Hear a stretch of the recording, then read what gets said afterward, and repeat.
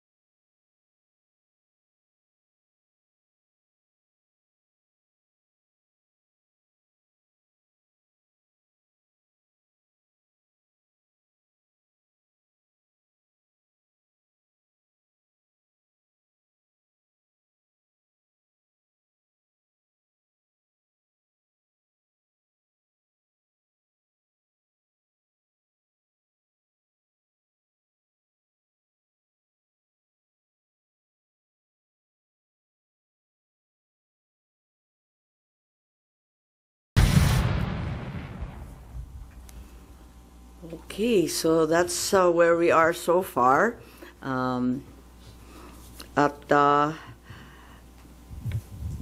Mahirap hindian ang sinasabi sa bidyong yan na may isang malawakang plano na may kinalaman sa politika at sa 2028. Yun. Hello. Po. Ma'am, how's your relationship with the President? Nakapag-usap na po kayo? No, I haven't seen him in ages. I'm sure he's not happy about what's happening. I'm certainly miserable about these developments. Sinasabi niyong plano ng gobyerno, pinlano ito, politically motivated. You think PBBM allowed this po? Hindi ko alam, inako ni SOJ Boying Remulla na siya nag-utos. Ngayon hindi ko alam kasi sa isang banda, masasabing alter ego ang bawat membro ng kabinete. Sa ibang banda naman, kusang ginawa ni Secretary of Justice. May pinaimbestigahan kayo sa Office of the Ombudsman, so i-furnish nyo sila ng copy ng findings ninyo, ma'am?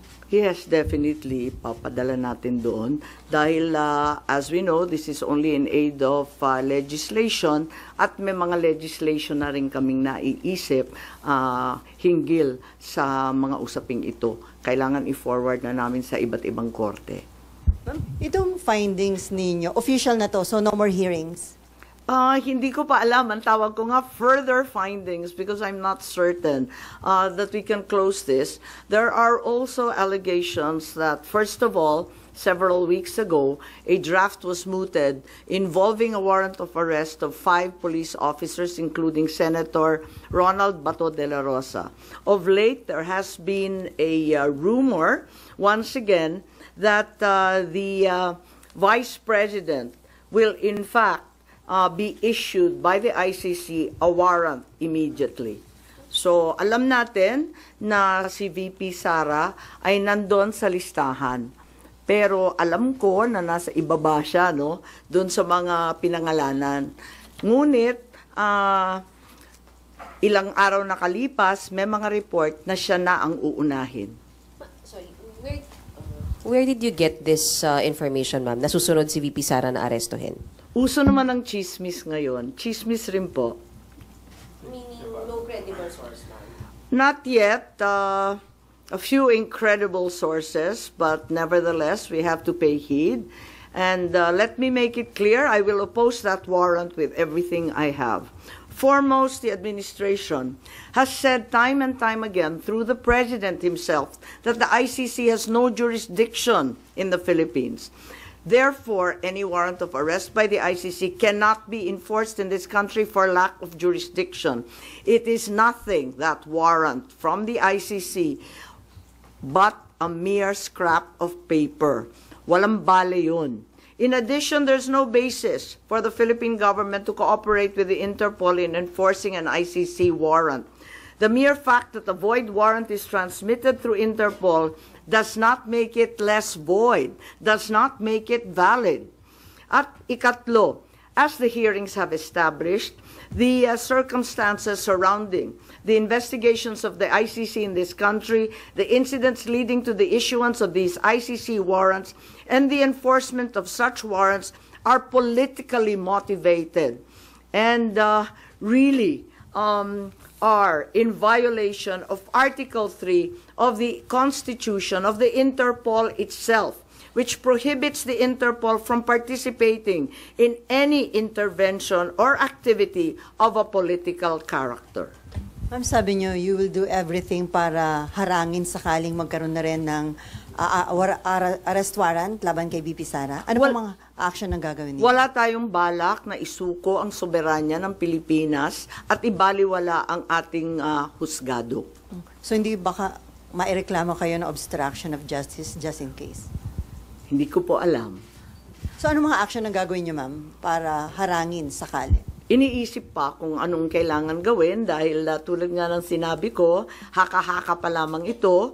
Ngunit sa nakita natin sa mga nakaraang 2 taon, itong mga haka-haka, duda, suspetsa, madalas nagiging totoo. So may mga preparation na rin si VP Sara dyan sa chismis na natanggap niya, ma'am? Marahil po. Pero yung warrant na paparating para kay Senator Bato and other former police officials, credible na po yung source nyo dun, ma'am? Parang, kasi maliwanag yung listahan, pero andun siya sa sumunod na listahan ng ICC, di ba? Andun siya sa warrant, kaya't inaakala namin na yun na ang susunod. Pero hanggang ngayon, wala naman inilalabas at nagbago ang ihip ng hangin at ang balita ay si VP Sara. Ma'am, kanina nabanggit niyo po kanina na part ng diversionary tactic yung paglabas ng issue ng supposed paid trolls ng Chinese Embassy in Manila. Are you now saying that Senator Tolentino and the committee niya po were used po for this propaganda by the administration?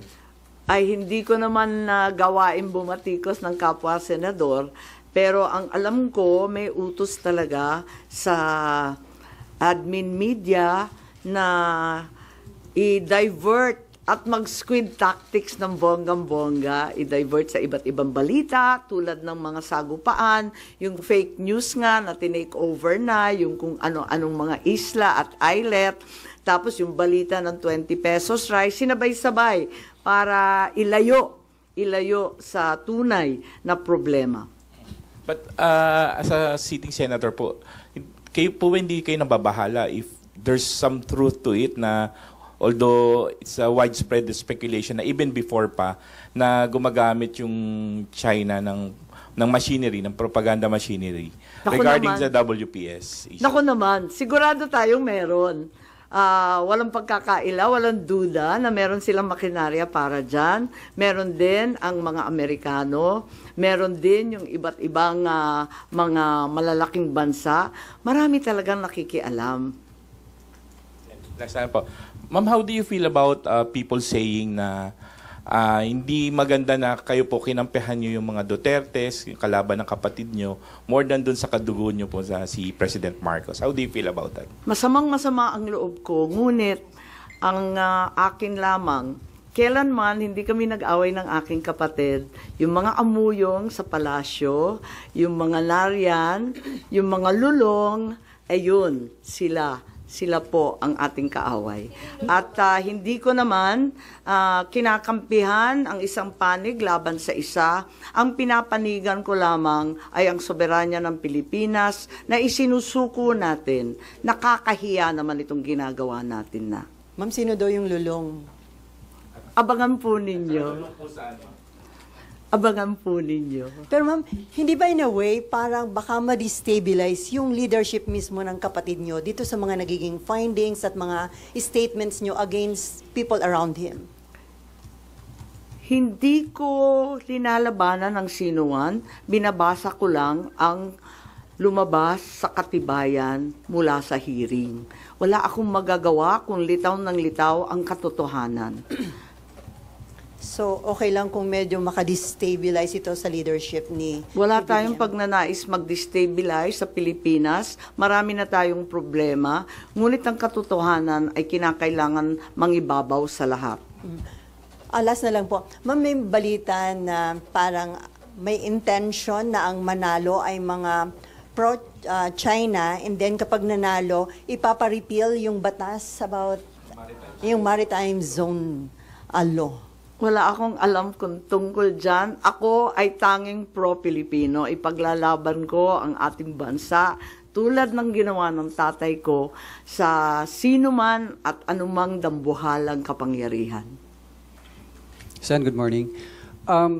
Do you think yung pagsasampa ng reklamo sa ombudsman could help deter kung ano man yung susunod na plano ng ICC para magdalawang isip yung mga nagpatupad nung una kay dating Pangulo? Sana po. Sana po. Inaasahan ko po. Kailan po kaya yung Tignan natin kung anong magagawa. Ito lang yung mula sa amin sa findings, ito ang lumilitaw at saka si Justice Ascona, sabi niya may labag talaga sa ating saligang batas, sa ating mga batas na pinaiiral at kinakailangan managot yung naglabag.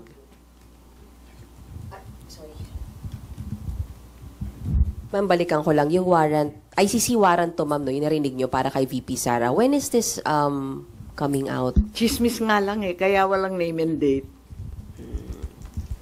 Ma'am, yung further findings nyo, does it need yung approval po ng committee members? Yes, hindi to committee report hindi ako kukunwari na committee report to. We are not in session, we're in recess.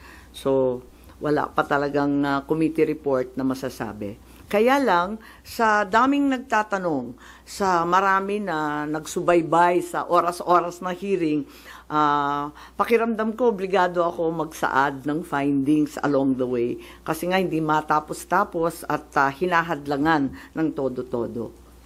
Ma'am, doon may binabanggit din po na yung Republic Act 9851, wherein it says na yung pag-present sa local court ng isang individual who is facing an allegation of crimes against humanity, hindi na kailangan. The government, although the term used was may surrender yung individual na yun, do you think it's enough dun sa nangyari kay former president? Sa bagay na yan, sa palagay ko, ang Senado kasama ng Kongreso maaring magbago ng batas at liwanagan yung Article 17 nung 9851 kasi hindi maliwanag doon, parang natanggal sa proseso ng pagpipinal. Nakita ko yun. Maliwanag yung surrender, maliwanag yung alin yung extradition. Maliwanag na yung surrender ay para sa dayuhan lamang. Pero, dun sa final version mukhang na-edit, kaya maari natin tignan yan dahil ang purpose ng investigation sa Senado ay talagang in aid of legislation. Isa na yon na kinakailangan tignan. Isa pa yung extradition law na inakda ng tatay ko. Ang tagal-tagal na nun. Marahil kinakailangan tignan na rin natin yan dahil hindi na pakay sa mga problema ngayon yung ibang provision doon.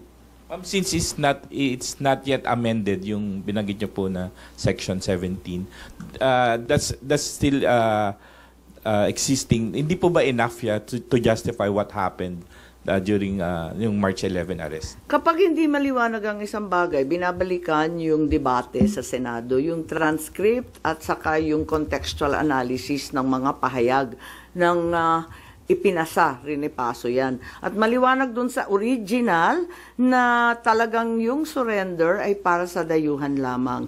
Kung bakit na iwaglit at naiwan yun at may nilagay na mga pag-aamyenda sina Senator Subiri, sina Senator Gordon nung panahon na yon, hindi ko alam kung nakalimutan lamang o sa pagmamadali hindi na isaayos ng maigi. Pero yan naman ang trabaho talaga ng mambabatas. Tignan at isaayos, iklaro ang mga hindi masyadong maliwanag. Ma'am, pareak lang dito. Yung kay Pangulong Marcos po tsaka VP Sara na trust and performance rating, kay Pangulo po 60% trust, 59% performance, pero it represents a decline po since nung fourth quarter ng bansa. Habang kay VP po, tumaas po siya ng 9 percentage point. Comment on this. Pasensya, pero hindi na ako nagbabasa ng survey. Kaya hindi ako up to date dyan. Ang nararamdaman ko, ang pagpuot, ang hinanakit, at ang galit ng mga Bisaya. Galing po ako sa Cebu, mamaya pupunta ako sa Davao. Alam na alam ko ang pakiramdam nila. Ngayon, kung ganito rin ito sa Luzon, ramdam ko sa Manila, hindi ugali ng Pilipino ang pang-aape sa matanda na may sakit. Hindi natin gawain yan. So, you mean yun yung dahilan bakit bumaba yung survey ni Pangulo? Hindi ko alam. tulad ng sinabi ko, napakaraming survey ngayon na kung tutuusin, kinakailangan na siguro i-supervise, i-control ng COMELEC kasi grabe na ang mind-setting, brainwashing, and laying the predicate, ika nga.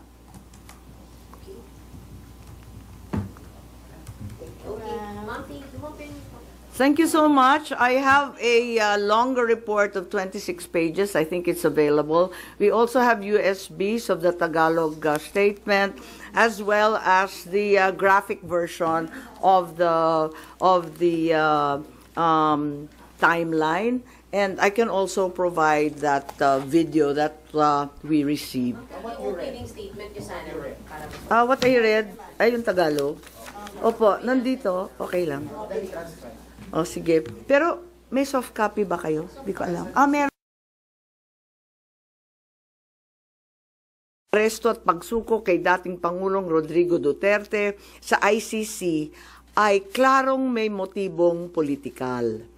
May malinaw na pattern na kung saan may malalaking kaganapang pampolitika bago ang mahahalagang pahayag at aksyon ng administrasyon kaugnay sa ICC. Makaraang magsimulang magpahayag si PRRD ng mga batikos laban sa People's Initiative o sa pagpapalit ng ating saligang batas. Sumagot ang ating Pangulo na ang Pilipinas ay isang open country at kikilos lamang ang gobyerno kung may illegal na gagawin ng ICC. Ngunit matapos dumalo si dating Pangulo sa pagdinig ng Quadcom noong 11 November 2024, sumagot ang ating Executive Secretary na maaring makipagtulungan ang mga lokal na otoridad sa Interpol kung hihingi ng tulong ang ICC. Biglang nagbago ang tunog ng gobyerno. Matapos kumambyo ang ilang pro-administration congressmen tungkol sa impeachment labang kay VP Sara dahil sa napakalaking peace rally ng INC noong Enero 13, bumalikwas ang administrasyon sa pamamagitan ng pagkatha ng Oplan Tugis or Operation Pursuit sa Ingles na rineport ng New York Times kasunod ng pahayag ng kalihim ng katarungan na bukas ang administrasyon makipag-usap na sa ICC tungkol sa ilang pamamaraan ng kooperasyon. Maliwanag ang pag-aresto kay dating Pangulo ay bahagi ng malawakang pagsisikap ng gobyerno na pabagsakin ang mga Duterte bago mag-2028 election pa. Ang unang malinaw na pagtangka upang pabagsakin ay sa pamamagitan ng PI na magsilbing panimula sa pagbabago ng probisyon ng ating konstitusyon para hadlangan makabalik sa 2028. Nang mabigo ito, nagmadali na siraan ang pangalan ng mag-ama. Noong Mayo 2024, sinimulan na ng Kongreso sa Committee ng Human Rights ang pagsisiyasa tungkol sa EJK, pinalawak noong Agosto 2024 at doon na nagmula ang pagbuo ng Quadcom. Dumating sa bansa ang mga kinatawan ng ICC noong October 2024. At sa tulong ng gobyerno, nakalap nila ang mga dokumentong kailangan para makakuha ng warrant of arrest. Samantalang nagsagawa ng sarili nitong investigasyon, ang DOJ naman hinggil sa EJK noong ika-4 ng Nobyembro sa pamamagitan ng kanilang Memo 778. Dahil nananatili pa ring banta si VP Sara kahit wala na ang tatay niya, nagsagawa naman ang Kamara ng investigasyon sa confidential funds ng OVP at sa huli na-impeach si VP. Napatunayan ang motibong politikal na napag-aresto sa turnover kay PRRD sa pamamagitan ng mid-election final campaign sprint action plan ng Lakas CMD noong nagtipon-tipon ang matataas ng opisyal noong petsang 22 ng Abril. Nakaraang ilang linggo lamang, inilarawan ang mga nagawang mga Oplan Horus, isang operasyon na inilunsad noong Abril 2024 na naglalayong pabagsakin ang dalawang Duterte. Sa bahagi ng action plan, How to Attack, tinukoy ng ilang ahensya ng gobyerno, kabilang ang PNP, Kamara ng Kinatawan, sa nakipagtulungan ng dating Senador Antonio Trillanes upang tulungan ng ICC prosecutor makakuha ng warrant sa pag-aresto ng dating Pangulo. Binanggit din na nakuha ang kinakailangan boto para sa impeachment ni VP sa pamamagitan ng paggamit ng tinatawag na soft projects katulad ng AIX, AKAP at TUPAD. Doon naman sa bahaging following strategies and moves, tinukoy na kailangan pabilisin ang impeachment ni VP Sara at makakuha ang boto sa Senado sa pamamagitan na naman ng pamimigay ng proyektong for later release or yung mahiwagang FLR bilang gantimpala sa tamang bumotong mga senador. Ikalawa, may magkakaugnay na pagtatangkang pagtakpan ang mga detalye at motibo sa likod ng pag-aresto ng dating Pangulo. May cover-up. Habang nagpapatuloy ang unang pagdinig, tumanggi si DILG Remulla na magsalita. Tanungin siya tungkol sa panayam kay Pinky Webb, kung saan sinabi niya na group effort ang pag-aresto at in-invoke pa ang executive privilege samantalang lumabas na sa media. Una, tinawag niyang chismis ang pahayag. Ngunit nang mabisto, tinulungan na lamang ng kapatid at sinabing executive privilege na nga. Isa pang malakas na sandata ng administrasyon upang pigilan ang komite ang pagsisiwalat ng katotohanan ay paggamit ng tinatawag na sub judice rule. Halimbawa, nung mahuli si General Torre na nagbibigay ng maling pahayag tungkol sa pagmamadaling ilipat si PRRD sa Hague dahil daw sa Article 125 ng Revised Penal Code, ngunit nung ipunto na yung Revised Penal Code, Article 125, ay para lamang sa warrantless arrest, bigla niyang ginamit ang sub judice na naman. Isa pang indikasyon sa pagtatakip ng administrasyon ay ang blanket invocation ng executive privilege ni Executive Secretary Bersamin upang pagbawalan lahat ng opisyal ng ehekutibo dumalo sa ikalawang hearing noong 3 ng Abril. Mas lumala pa ito nang sa hindi pangkaraniwang hakbang, tumanggi ang ating Senate President, pumirma ng mga sabpina noong araw na yon.